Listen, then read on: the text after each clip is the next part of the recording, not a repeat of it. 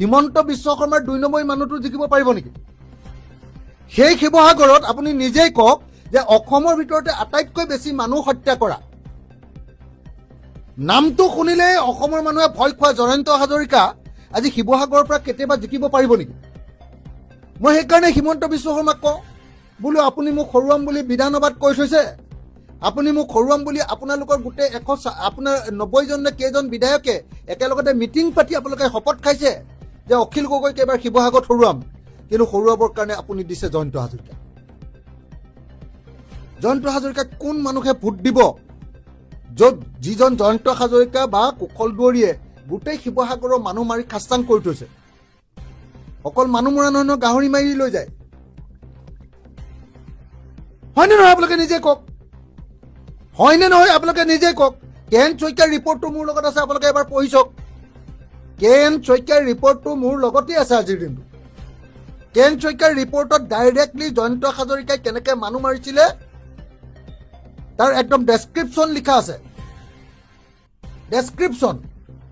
আনকি এগৰাকী মহিলাই কৈ আছে যে তেওঁৰ গিৰিয়েকক মানুহজনক মাৰি লৈ কাটি টুকুৰা টুকুৰ কৰিলে, টুকুৰা টুকুৰ কৰাৰ পাছত কলিজাটো উলিয়ালে, কলিজাটো আকৌ টুকুৰা টুকুৰ কৰি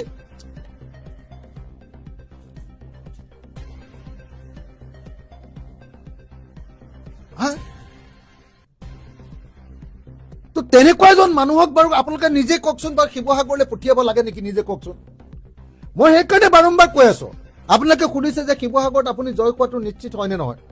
মই সেইকাৰণে বাৰম্বাৰ কৈছো, জয় পৰাজয় এইটো ডেফিনেটলি ৰাইজে সিদ্ধান্ত ল'ব।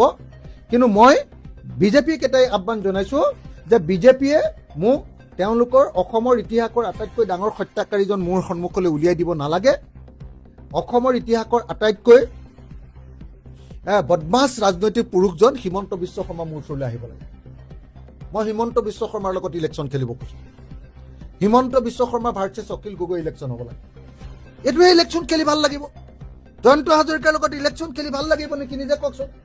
কাইলৈ জয়ন্ত হাজৰিকা যেতিয়া ইলেকশ্যনত ডাইৰেক্ট কেণ্ডিডেট হ'ব, আপোনালোকে সাংবাদিকবিলাকে জয়ন্ত হাজৰিকাক কেম্পেইন কৰাটো দেখুৱাব পাৰিব নেকি? কওকচোন নিজে টিভিত। যিটো মানুহে মানুহ হত্যা কৰিলে বুলি আপোনালোকৰ গোটেই বাতৰি কাগজ টিভিত অনবৰতে আগতে দি আছিলে, সেই মানুহটোক ভোট দিব লাগে বুলি আপোনালোকৰ সাংবাদিকে দেখুৱাব পাৰিব নেকি? নিজে কওক। আৰু হিমন্ত বিশ্ব শৰ্মাই কি নাকেৰে আহি ইয়াতে জয়ন্ত হাজৰিকাক ভোট দিবলৈ ক'ব? সেইকাৰণে মই কৈছো যে সিদ্ধান্ত ডেফিনেটলি ৰাইজে ল'ব। কিন্তু তাৰ পাছতো এটা কথা মই কওঁ যে সঁচাকে যদি বেয়া মানুহ এটাকে ইয়াত দিব লাগে, তেতিয়াহ'লে হিমন্ত বিশ্ব শৰ্মাৰ লগত মই হাৰো। তেতিয়া অন্ততঃ কাম কেইটামান হ'ব। এতিয়া মোক কৈছে বোলে নহয়, বিৰোধী দলত থাকিলে কাম নহয়, সেইকাৰণে আমি বিজেপিক হেৰিয়াক জিকাব লাগে MLA। মই আপোনালোকক সুধিব খুজিছোঁ যে জয়ন্ত হাজৰিকাই যে 2বাৰ MLA কৈছিলে, তেওঁ ডিমৌ সমষ্টিত কি কাম কৰিলে, তেওঁ উন্নয়নৰ তালিকাখন এবাৰ দেখুৱাই দিয়ক। আৰু মই মোৰ সমষ্টিৰ উন্নয়নৰ তালিকাখন মই দেখুৱাই দিওঁ, তাৰপিছত বৰাবৰ হৈ যাওক।